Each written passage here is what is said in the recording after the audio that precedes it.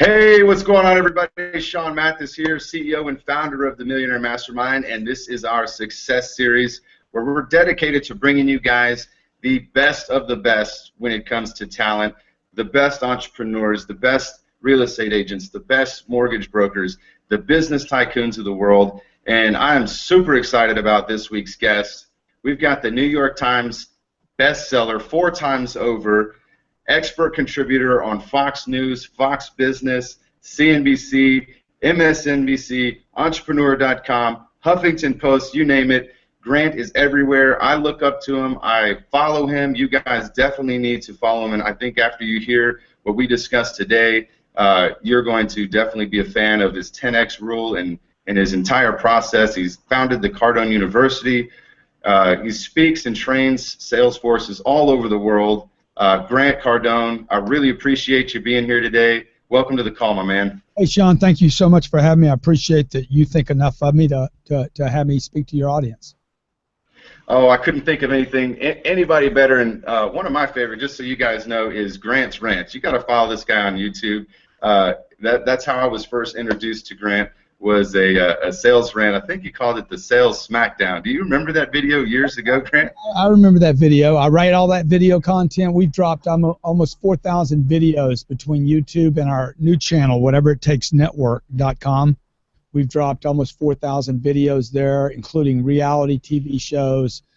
We have that particular rant was because I was speaking at a gig in Vegas, and there was this green screen set up, and I'm walking past it, and these guys had cameras already set up, and I'm like, hey, man, do you mind if I do a gig real quick? And they're like, who are you? I said, I'll tell you when I'm done. And I walked in, their green screen was, I walk in, I do my deal, and basically I had a cold and at the time, and some salesman came by me and says, oh, I'm good, and I'm like, dude, you don't know what you're doing, man. Like, because look, if your money doesn't show up, it's your talent that's missing, or your actions. And the only reason your actions aren't in is because your talent's missing. Because if the skill level is there, I don't mean talent so much, because we all have talent. If the skill level, if you're certain about your skill level, you will naturally take action. If I can make a 3-point shot, no, I can, I'm going to take the shot. So when you see laziness drop into, and I think you want to talk about employees today, if you see laziness drop into an organization or the person that works with you, dude, it's because their skills, their certainty about their skills have dropped. And I was telling this cat, I said, bro, what's your money look like? Money's not everything. I said, well, that means you ain't got any money. That's what that means, because if you made a bunch of bank last year, you'd be bragging to me about, oh, I had the best year I ever had. So the reason I went straight to his money is an indication of your certainty about your skills, and therefore what supports your talent and shows up at the bank. And so I went into this green screen. I do this thing. I said, you can't. You're selling skills. Honest, you got no skills at all. So it's this rant about how, I forget the name of it, Sean. Do you remember the name of the video? I think it's a Sales Smackdown. It's called the Sales Smackdown. You can find it on YouTube or whatever it takes network. And it was a kind of a takeoff of the Glenn Gary Ross thing. And yeah, I had my whole office at the time. It was when I was selling insurance. We all watched that, but. I mean, Grant gives away so much content. It is unreal. He talked about 4,000 videos on his YouTube channel, so definitely check that out, and the Whatever It Takes Network. But, like Grant said, what we want to talk to you about today is go ahead. I interrupt you.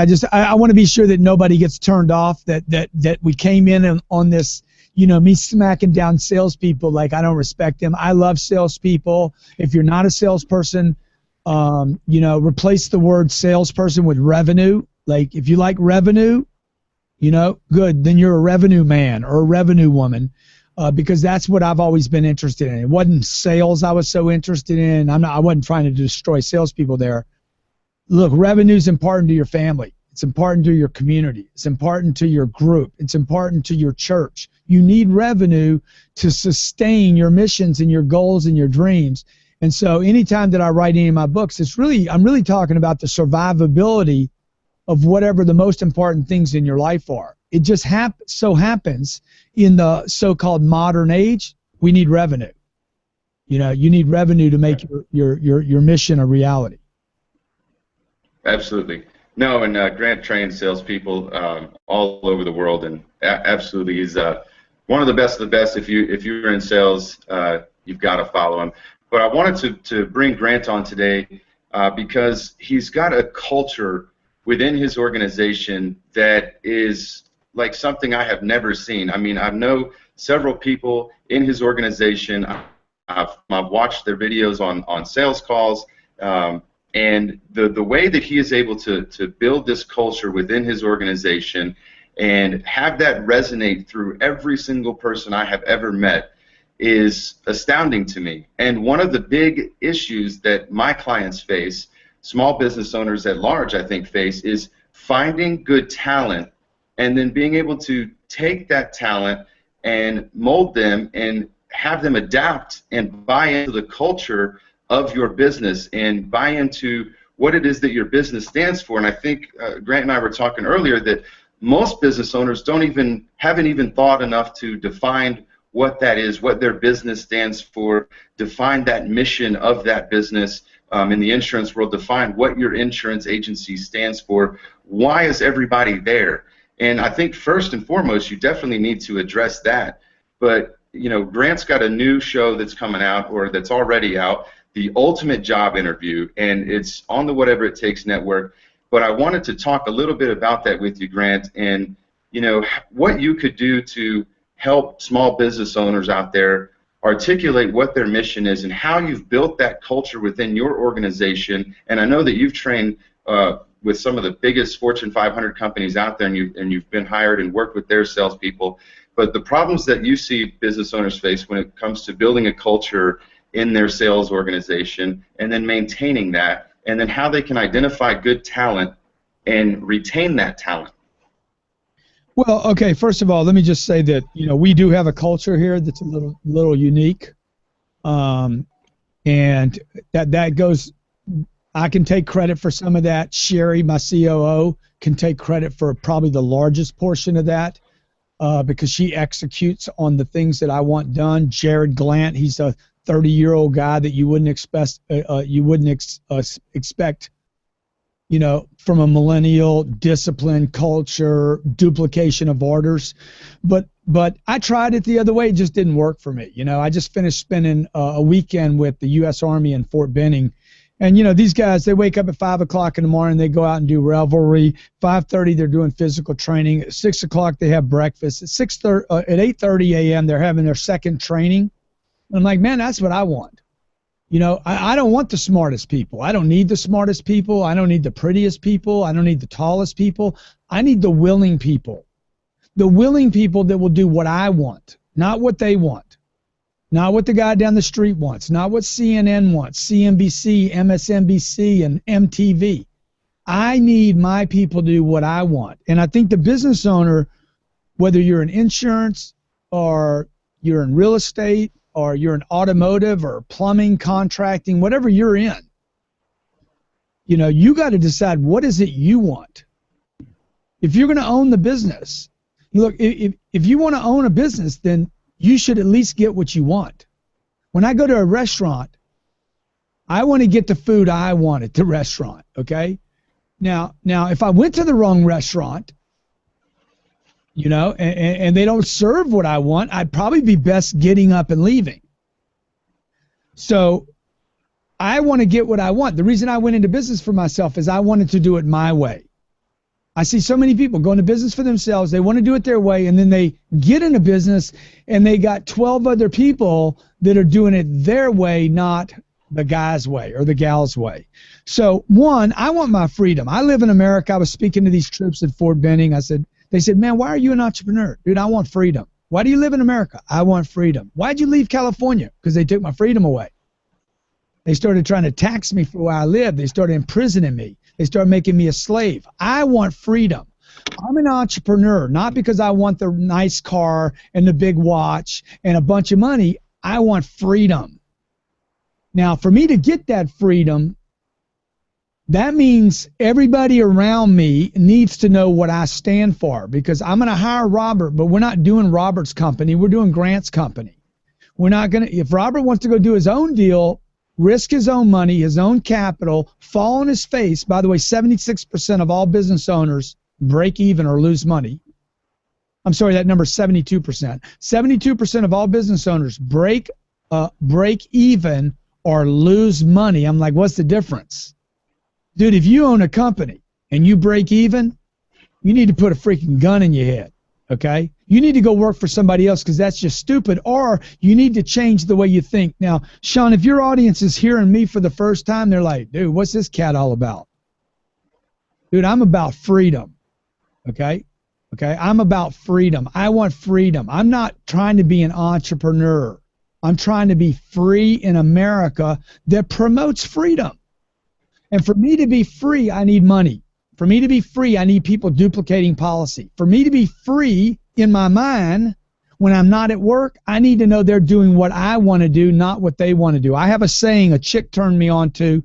She's one of the strongest executives I've ever met in my life. She's responsible for raising hundreds of millions of dollars for charity.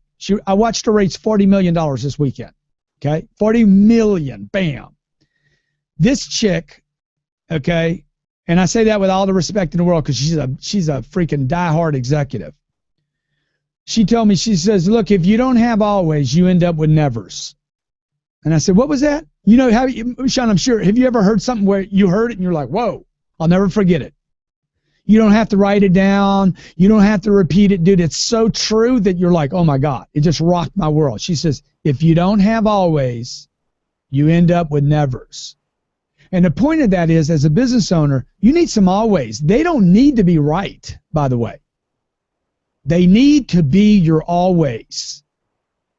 Okay? Because if you don't have always, then the organization, the people around you, could be your kids, could be your wife, your husband, could be cousins, uncles, aunts, people that work for you, come and go. Dude, they'll end up with never doing it. So, like, for instance, we have a meeting here every day. I'll give you one example of an always.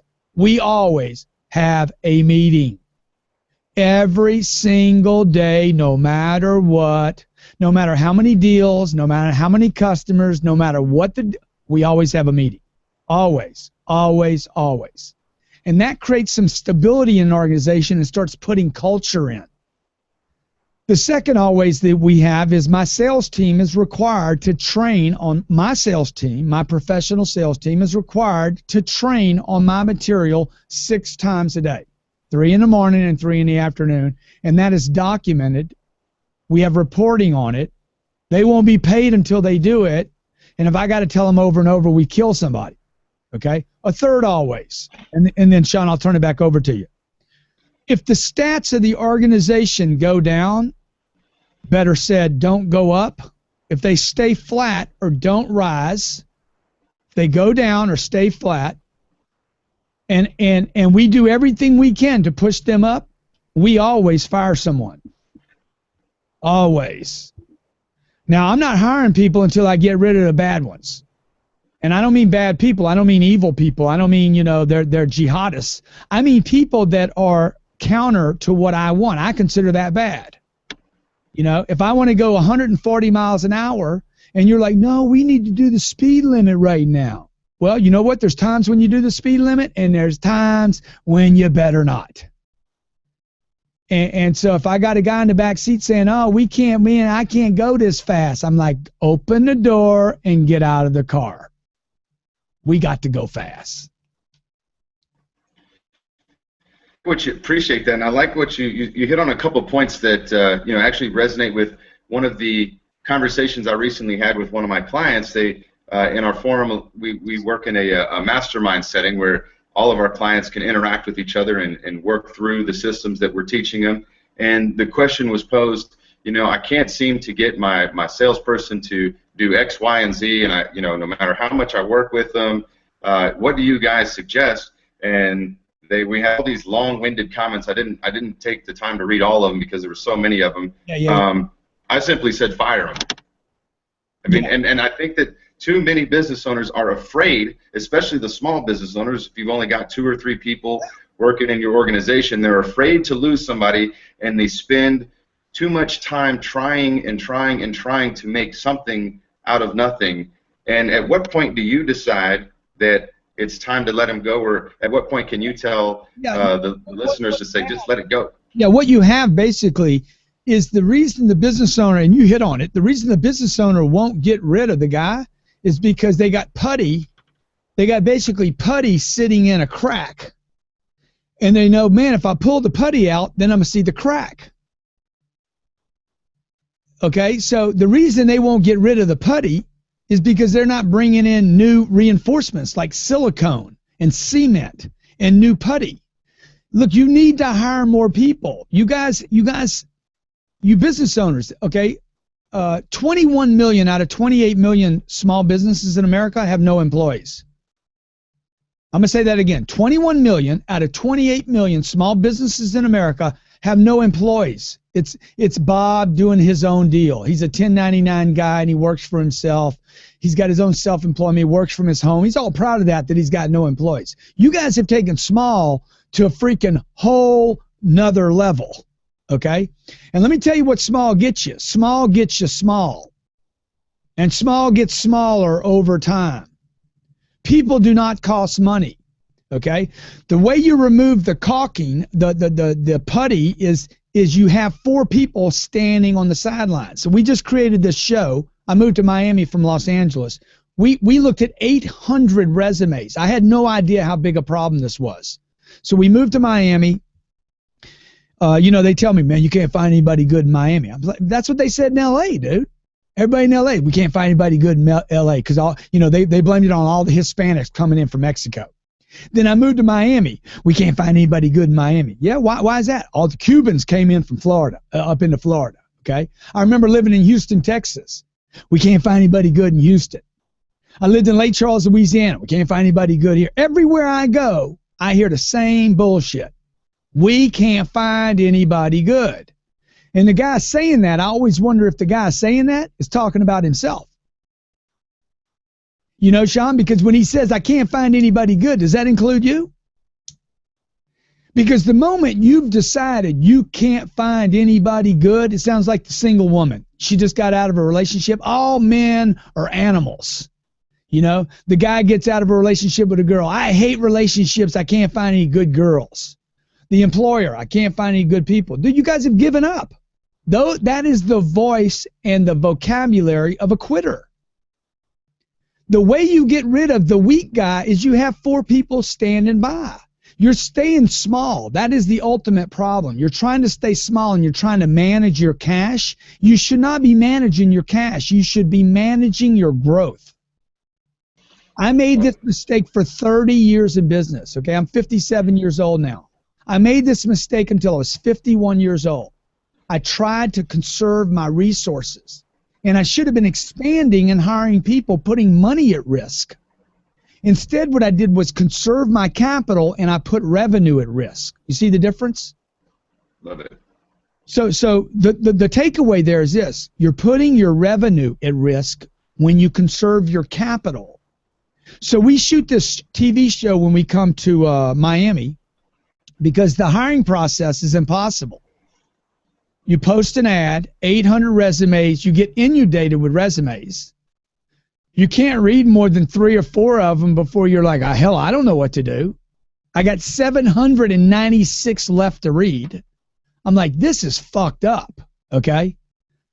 I can't even run a company now because now I have to read lies, okay?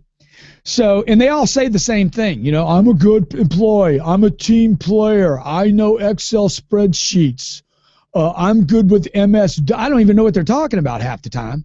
I'm just an executive. And so I'm like, hey, throw these freaking resumes away. We're going to shoot a TV show. We're going to find out if these people will send me a video, if they'll come in. We're going to cast them for a show, and I'm going to spend all day with like 8 or 10 people. I'm going to push them against one another. I'm going to ask them questions I could never ask in a job interview. I'm going to have them do things I would get sued for if it was a job interview. and I'm going to find out who's willing, who will do whatever it takes, who can think on their feet, who can think when they're exhausted, okay, who quits first, and I'll do that all in one day, and I'll find out who the best are, and then I'll hire those people. I'll give you stats. We hired 10 people. We still have 6 of them. That means I was right on 60% of them. Those 6 people have produced amongst them $4.7 million in revenue, and I paid out $631,000. So, dude, I'm a $4 million winner on the deal.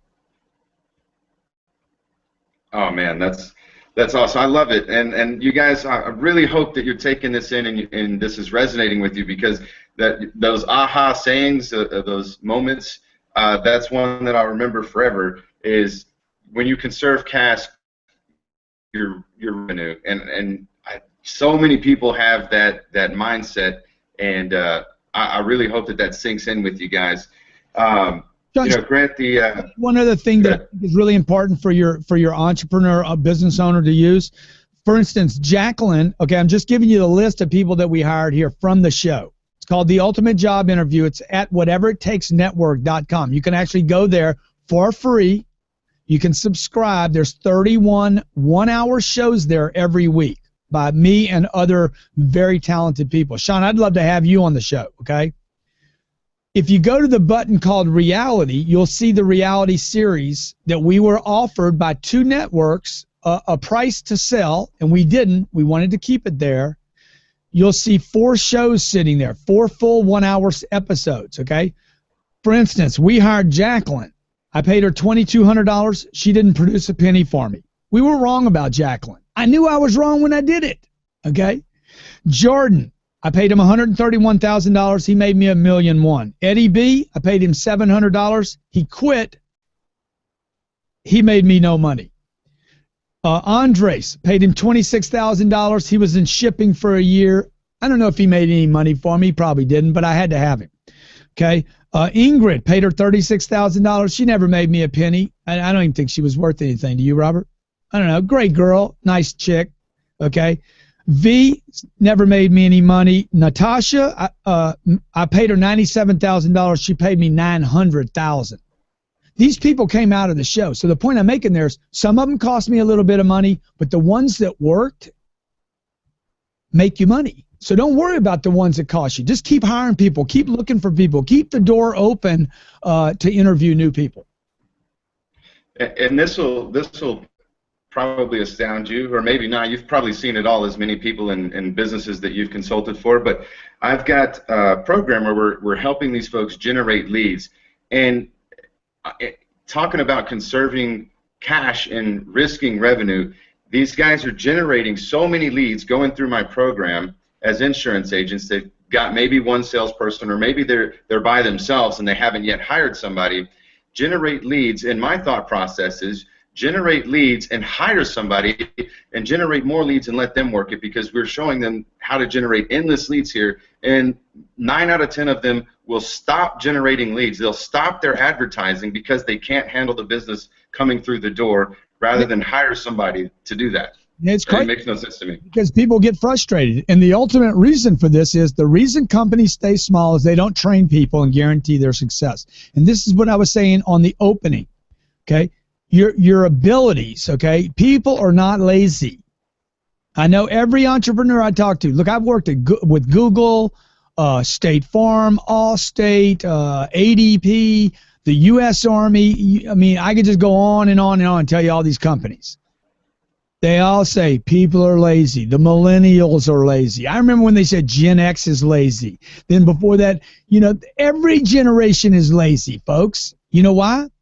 Because every decade me and you make it easier for people to do nothing. People are not born lazy. People are made lazy. Executives need to quit saying, my people are so lazy. That's about you. That's not about them. People are made lazy, okay? You know, it used to be made in America. Now it's made in America lazy, because we made it in America lazy.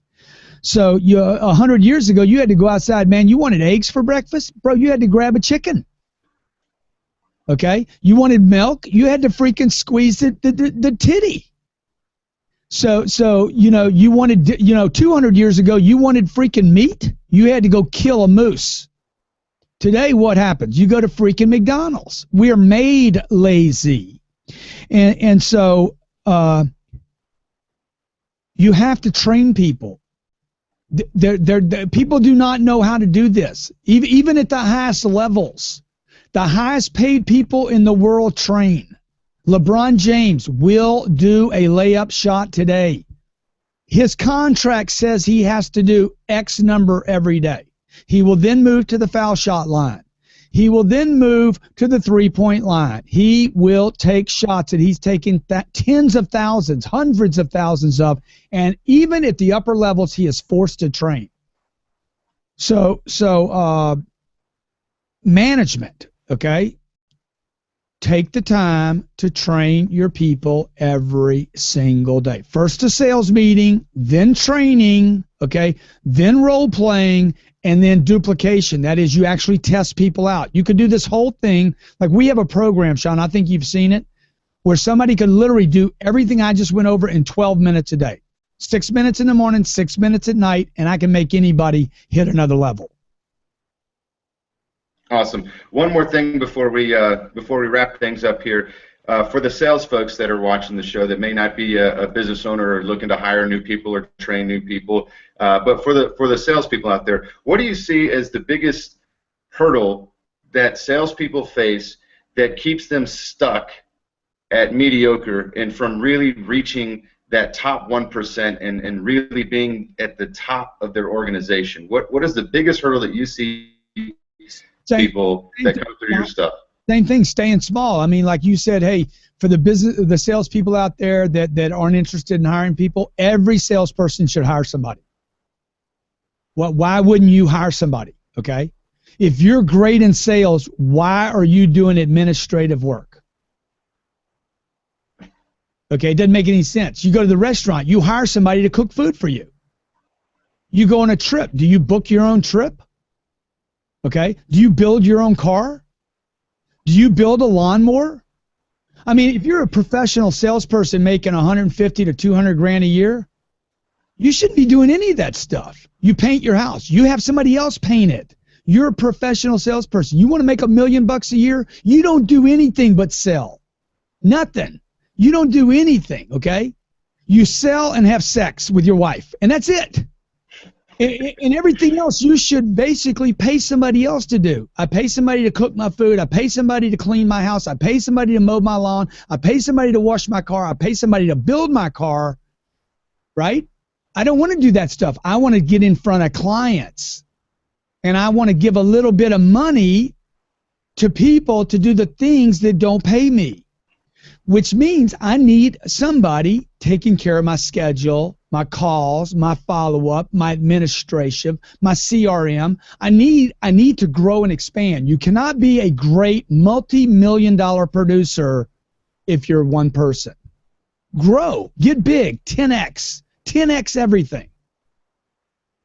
Awesome. So on that note, Grant, let us know what you got coming up this year. You know, some of the new projects. I know that you've got a lot of things going on there. What can our audience be on the lookout from you coming up? And if there's one recommendation of the products and services that you have for the show to get started and 10xing their lives, what do you recommend that they do, and how can they reach out to you? Number one, without bragging, I got a lot of stuff going on. You know, I don't make excuses. I don't have time for excuses. I just figure out how to get more done. I mean, that's my life right there. If you knew the kind of, I just closed on a $126 million real estate portfolio.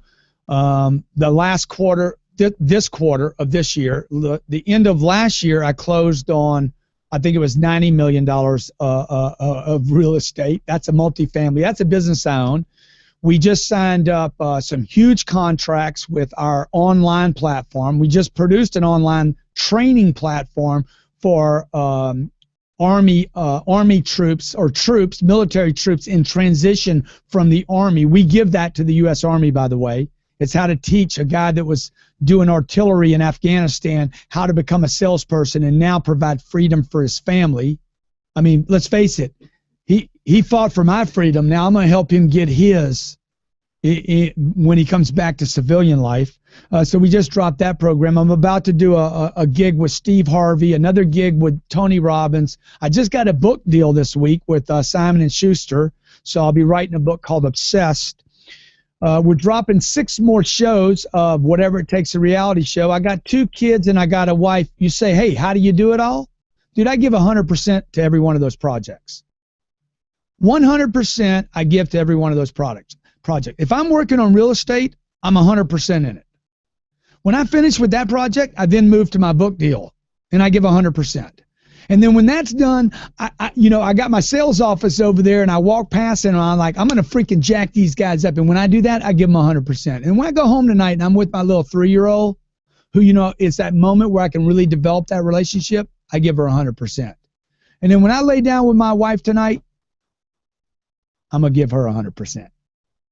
So that's the kind of stuff I got going on. The thing, if you're a salesperson or you're a business and you're an owner of a business and you want to grow your business, you should check out one product I have for sure. It is the best product I have. Okay, it is a killer product because it's delivered in video to your phone, your iPad, or your computer, and I know when you hit it. So you buy a book from me, I don't know when you opened it. This program, I can actually remind you and say, dude, you didn't hit it today. It's called CardoneUniversity.com. And if you hate selling, I can make you a master at sales. If you're good at selling, I'll make you a legend in your industry. And if you're already great, I guarantee I'll 10 times your income with that program. It's called CardoneUniversity.com. And Sean, what we do, it's an $8,000 program. It's $8,000. But maybe what we do is we put some kind of special on there, Sean, and give you a credit, for sending the traffic that way, and come up with some kind of offer. Awesome. Okay. Perfect. Well, hey, I appreciate your time, guys. Again, check out Cardone University. Check him out on YouTube. Follow him on Twitter. I promise you, you will not be let down. You will be entertained. And as always, check out my blog, sellingwithsean.com. And again, I appreciate you, Grant. And until next time, we'll see you. You're the man, dude. Anything I can ever do for you, let me know, all right? All right, buddy. Okay.